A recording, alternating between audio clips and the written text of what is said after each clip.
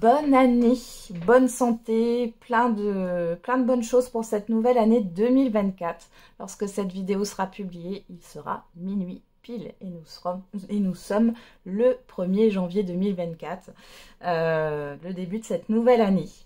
Donc cette vidéo est faite pour le jeu des synchronicités, pour celles et ceux qui connaissent. Vous me l'avez demandé, redemandé. Pour celles et ceux qui ne connaissent pas, je vais vous expliquer. Donc le jeu des synchronicités a été créé par Romuald de Terrier et Philippe Devès. Romuald de Terrier est un chercheur qui a créé ce jeu. Je vous invite à aller voir des interviews sur YouTube. Moi, je vais assister à une de ses conférences en février et participer à un de ses ateliers. Il a publié notamment le livre « Se souvenir du futur ». Donc, on y va. Donc on va faire le jeu et après je vous lirai aussi la symbolique. Le jeu est composé d'archétypes et de cartes avec des animaux. Pour les débutants, donc je vais faire là pour les débutants et ensuite je ferai un autre tirage pour celles et ceux qui ont déjà expérimenté. C'est important, je pense, pour celles et ceux qui n'ont pas expérimenté encore le jeu des synchronicités, les synchronicités, de vraiment commencer par la première expérience là que je vais vous proposer. Vous pourrez revenir ensuite sur cette vidéo plus tard pour faire l'expérience, l'autre expérience. Donc, pour les débutants, là, je vais choisir au hasard une carte archétype et une carte animale.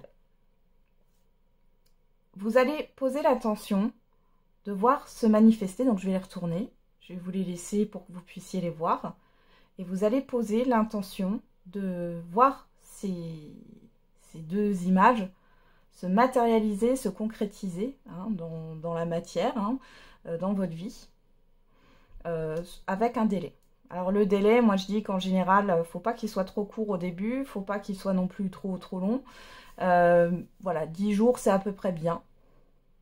Entre une semaine et 10 jours, vous pouvez faire un peu plus si vous le souhaitez, 15 jours. Je pense que 15 jours, voilà, c'est le max. Mais vous choisissez une durée et vous posez l'intention de voir se manifester ces deux images. Ensuite, vous allez les oublier. Alors, je vais vous lire la signification, la symbolique de chaque carte. Je vous lirai dans le petit livret ici. Mais ensuite, vous les oubliez. C'est pas la peine de les chercher parce que là, c'est votre mental qui va prendre le dessus et c'est pas ce qu'on veut. Sachez que vous n'avez pas besoin d'y penser. Quand vous allez voir, alors vous pouvez le voir en image, vous pouvez le voir en statue, vous pouvez voir l'animal, c'est pas forcément le fait de le voir concrètement, vous pouvez en parler, vous voyez, dans des communications, ça peut être n'importe quoi. Mais au moment où vous allez, je sais pas, par exemple, parler de cet animal, il y a un lien qui va se faire. C'est-à-dire que vous allez comprendre. Alors, il peut se faire tout de suite dans l'immédiat ou quelques temps après en vous disant « Ah, mais là, en vous souvenant de cette synchronicité, d'accord ?» Donc, il n'y a pas, vous l'oubliez, vous n'y pensez plus, mais vous verrez que vous ferez le lien quand ça sera le moment. Et ne soyez pas dans la recherche parce que si vous recherchez, il n'y a pas, c'est pas forcément une synchronicité. Voilà. Ça vous apprend à savoir qu'est-ce que c'est une vraie synchronicité. Ok, on commence. Allez. Donc ça, c'est pour les débutants. On va prendre celle-là.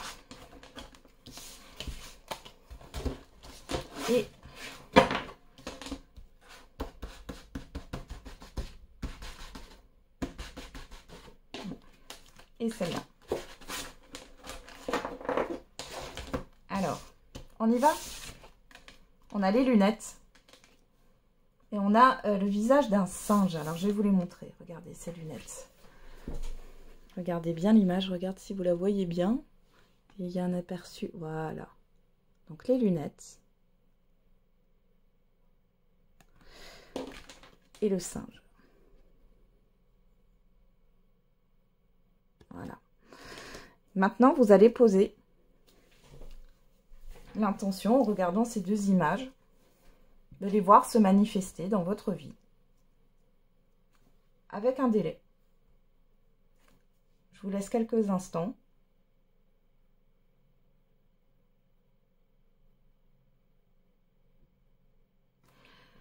Voilà. Et maintenant, je vais vous lire un peu la symbolique, là. On va chercher les lunettes. Alors, je prends juste un peu mon temps. Mais je pense pas que vous soyez pressés. Alors, où sont les lunettes? Voilà, les lunettes. Je veux mieux voir, mais le monde invisible se regarde avec le cœur. Où ai-je mis mes lunettes? Celles que je pose pour déchiffrer les expériences de ma vie, elles sont là. Ce sont mes doigts avec lesquels je touche mon ventre, qui se tord pour m'avertir, mes rêves qui racontent ma vie une fois mes yeux fermés. Ces yeux auxquels j'accorde trop de crédibilité, alors que la plupart du temps, ils ne font qu'interpréter ce que je crois réel. Et le singe, où est le singe? Enfin, c'est le gorille. Bon. La puissance tranquille du gorille représente une présence qui rassure et effraie à la fois. C'est grâce à ce comportement ambigu que le terme gorille signifie aussi garde du corps. Ressentez-vous sa menace ou sa protection? Et êtes-vous sensibilisé à sa lente extermination causée par les humains? Voilà pour celles et ceux qui commencent, qui débutent. Bon, j'espère que vous me ferez des retours en commentaire. Et c'est très important hein, que vous oubliez. Là, maintenant, vous oubliez tout. C'est bon, c'est passé. Et vous continuez votre vie. C'est le lâcher-prise aussi. Vous faites l'expérience du lâcher-prise aussi. Hein. Allez, maintenant, je fais le tirage pour celles et ceux qui connaissent déjà. Donc là, pour vous, il y a quand même une consigne. Enfin, une consigne. Vous pouvez faire comme pour les débutants. Mais là, ici, vous pouvez également poser une intention. Par exemple, vous avez une question. Vous voulez que quelque chose se matérialise hein, par rapport à votre vie. Là, vous avez envie de quelque chose. Posez une intention sur ce que vous voulez voir se matérialiser. Et par le biais de ces synchronicités qui vont se matérialiser, vous verrez que ce que vous voulez se concrétisera. J'ai fait l'expérience, ça marche. Hein. Après, ça ne veut pas dire que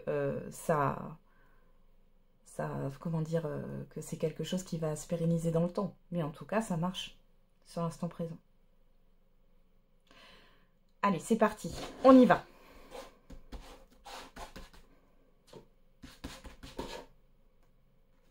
Hop là, on va prendre celle-là.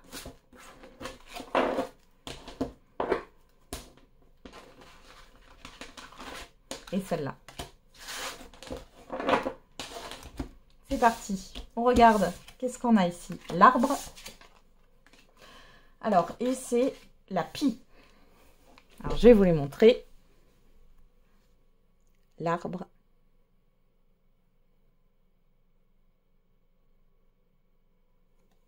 Et la pie.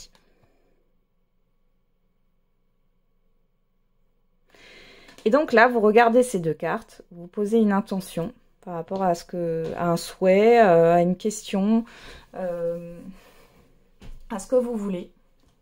Et vous mettez l'intention de voir se manifester ce que vous souhaitez en ayant la présence de ces deux cartes, de ces deux images. Je vous laisse un instant, avec un délai, encore une fois, hein, mettez un délai.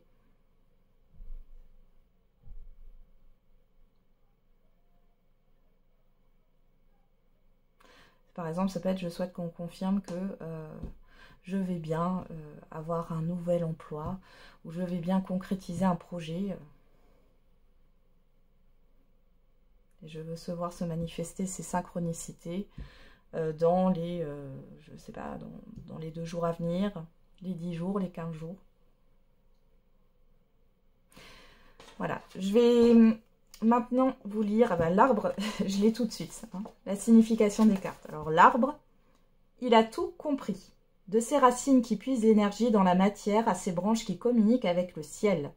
Pas de bruits inutiles, pas de posture hystérique. Et pourtant, l'arbre est l'image d'un essentiel que nous ne devons pas oublier? Quelles sont nos valeurs? Utilisons-nous correctement nos énergies? À quoi sommes-nous reliés? Et on va regarder la pie. Alors, où est la pie?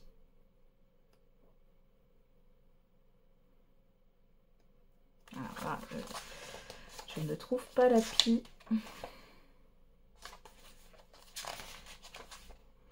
La pie, où est-elle? Ah bah elle est là, elle était au début. La pie. Est-elle vraiment voleuse? Malgré le célèbre opéra de Rossini qui permit aussi à Tintin de retrouver l'émeraude de la Castafiore, non, la pie n'est pas voleuse.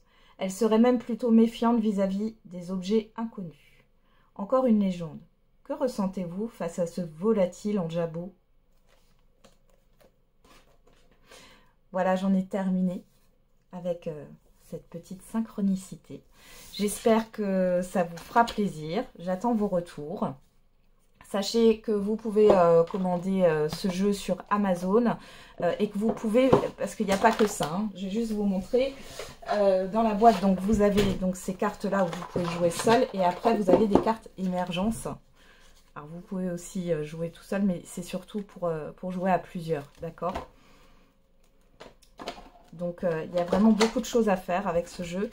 Il est fort sympathique et ça vous permet de faire l'expérience aussi de la rétrocausalité. Donc Romuald Le Terrier là-bas c'est un chercheur, hein, il est terre à terre. Donc voilà. Et il y a eu, voilà, après il avait fait des expériences chamaniques, etc. Mais c'est vraiment quelque chose de très enrichissant. Et je vous invite hein, à aller voir. Sur YouTube, vous aurez ses interviews de comment il en est arrivé là, de comment ça s'est passé pour lui.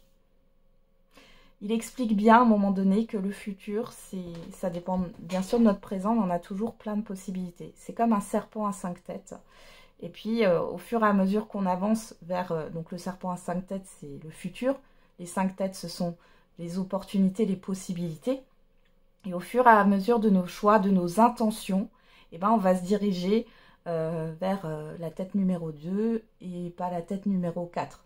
Et en fait, au fur et à mesure que vous avancez, ben, les têtes, il y en a disparaissent. Donc là, il y en avait 5, ensuite il y en a 4, ensuite il y en a 3, ensuite il y en a 2, et puis il n'y en a plus qu'une. Vous arrivez à ce futur. Bon, je ne sais pas si j'ai très bien expliqué les choses. En tout cas, je vous invite à aller regarder sur Internet Romuald Le Terrier.